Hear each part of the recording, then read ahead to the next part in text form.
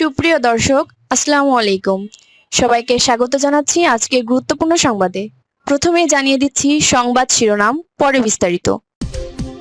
মিরপুর, রমনা ও গুলশানে আওয়ামী লীগের ঝটিকা মিছিলের চেষ্টা, গ্রেফতার ১৮ জন। এদিকে নির্বাচনের আগেই মাঠ কাঁপাতে প্রস্তুত দলটি। দর্শক বন্ধুরা, যদি আপনি বাংলাদেশের রাজনীতি, নির্বাচন ও সাম্প্রতিক ঘটনাবলী সম্পর্কে নির্ভরযোগ্য এবং গভীর বিশ্লেষণ পেতে চান, তাহলে এখনই আমাদের চ্যানেলটি সাবস্ক্রাইব করুন এবং পাশে থাকা বেল আইকনটি ক্লিক করুন, যাতে পরবর্তী গুরুত্বপূর্ণ আপডেট মিস না করেন। বাংলাদেশের রাজনীতিতে এক নতুন উত্তেজনার ঝলক। শান্ত রাজধানীর ব্যস্ত রাস্তায় আচমকা জড়ো হওয়া স্লোগানধ্বনি, জয় বাংলা, জয় বঙ্গবন্ধু আর শেখ হাসিনা আসবে, বাংলাদেশ হাসবে, এমন স্লোগানে কেঁপে উঠল বাংলা মোটর, গুলশান ও মিরপুর। কিন্তু মুহূর্তেই হানা দিল পুলিশ, গ্রেফতার হল ১৮ জন। এ যেন ঝড়ের আগে বজ্রপাত। আজকের প্রতিবেদনে জানাবো এই ঝটিকা মিছিলের পেছনে কী উদ্দেশ্য ছিল, পুলিশের অভিযানের বিস্তারিত, এবং সবচেয়ে বড় খবর, কেন বলা হচ্ছে ভয়ঙ্কর রূপে ফিরে আসছে শেখ হাসিনা, কেউ থামাতে পারবে না আওয়ামী লীগকে। তাই ভিডিওর একদম শেষ পর্যন্ত দেখুন, কারণ শেষেই আছে এমন এক চমক যা পাল্টে দিতে পারে পুরো নির্বাচনী সমীকরণ। রাজধানীতে ঝটিকা মিছিল, পুলিশের অভিযানে গ্রেফতার ১৮। রাজধানীর ব্যস্ততম এলাকা বাংলা মোটর, রমনা, গুলশান, মিরপুর শুক্রবার বিকালটা যেন হঠাৎ থমকে দিয়েছিল।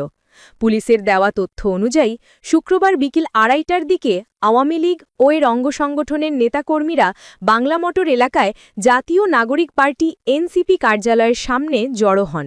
সেখান থেকে তারা ইন্টারকন্টিনেন্টাল হোটেলের দিকে মিছিল নিয়ে যাচ্ছিলেন। মিছিলটি অতি দ্রুতগতিতে ছুটছিল, যেন পূর্ব প্রকল্পিত এক ঝটিকা অভিযানের অংশ। মিছিলে স্লোগান ধ্বনিত হচ্ছিল, শেখ হাসিনা আসবে, বাংলাদেশ হাসবে, জয় বাংলা, জয় বঙ্গবন্ধু। এমন সময় রমনা থানা পুলিশ হঠাৎ এসে ৬ জনকে গ্রেফতার করে। বাকিরা ছত্রভঙ্গ হয়ে পালিয়ে যান।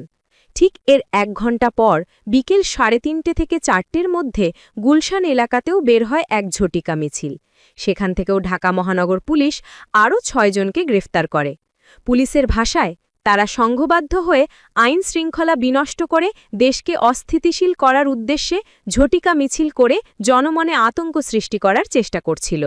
বাংলা মোটর ও গুলশান এলাকা থেকে গ্রেফতারকৃতরা হলেন মোহাম্মদ মাইন উদ্দিন, বিল্লাল হোসেন, মোহাম্মদ রাব্বি, সুহেল হাসান ওরফে রাফি, আরিফ, নাদিম, মোহাম্মদ শুক্কুর হাওলাদার, শিহাব মুন্সি, মোহাম্মদ জুয়েল, সাদ্দাম মোল্লা, মোহাম্মদ রানা ও মোহাম্মদ নাজমুল। এছাড়াও গত বৃহস্পতিবার বিকেল ৩:৪টার দিকে আওয়ামী লীগ ও এর অঙ্গসংগঠনের বেশ কিছু নেতাকর্মী দারুস সালাম থানার টেকনিক্যাল মোড় এলাকায় জড়ো হয়ে ঝটিকা মিছিলের প্রস্তুতি নিচ্ছিলেন। দারুস সালাম থানা পুলিশ টহল দল স্থানীয়দের সহায়তায় ১২ জনকে গ্রেফতার করে। বাকিরা পালিয়ে যায়। তাদের নাম আলামিন, যুবলীগ, আক্কাস মিয়া, আওয়ামী লীগ, সোহাগ মাঝি, আওয়ামী লীগ চাঁদরা সদর ইউনিয়নের স্বাস্থ্য ও জনসংখ্যা বিষয়ক সম্পাদক, নেশার মিয়া, ইউসুফ আলী, ফারুক হোসেন, মকবুল মৃধা, মানিক মিয়া, মোহাম্মদ শাহিন, মোহাম্মদ নাইম, এমদাদুল হক ও আব্দুল আলিম। এদিকে নির্বাচনের আগেই মাঠে নামছে আওয়ামী লীগ। এই গ্রেফতার অভিযানের মধ্যেই এক এক করে স্পষ্ট হচ্ছে আরেকটি বড় চিত্র। আসন্ন জাতীয় সংসদ নির্বাচন ঘিরে শাসক দল আওয়ামী লীগ এখন সরাসরি মাঠে নামার প্রস্তুতি নিচ্ছে। দলটির উচ্চ পর্যায়ের বৈঠকগুলোতে ইতোমধ্যেই সিদ্ধান্ত হয়েছে, কোনো পরিস্থিতিতেই এবার নির্বাচনের মাঠ ছেড়ে দেওয়া হবে না। তাদের বিশ্বাস, আওয়ামী লীগকে বাদ দিয়ে কোনো নির্বাচন মানেই হবে রাজনৈতিক অচলাবস্থা, এমনকি গৃহযুদ্ধেরও ঝুঁকি তৈরি হতে পারে। নেতাদের ভাষ্য, আওয়ামী লীগকে কোনো শক্তিই দমিয়ে রাখতে পারবে না। দলটির শীর্ষ নেতারা স্পষ্ট বার্তা দিচ্ছেন, আওয়ামী লীগ এই দেশের রাষ্ট্র গঠনের মূল শক্তি, স্বাধীনতা ও উন্নয়নের ধারক। এমন একটি দলকে বাদ দিয়ে নির্বাচন ভাবা মানেই জনগণের রায়ের অবমূল্যায়ন। শেখ হাসিনা নিজেও ঘনিষ্ঠ নেতাদের কাছে বলেছেন, জনগণের সমর্থনই আমাদের সবচেয়ে বড় শক্তি। জনগণ পাশে থাকলে আওয়ামী লীগকে কেউ দমিয়ে রাখতে পারবে না।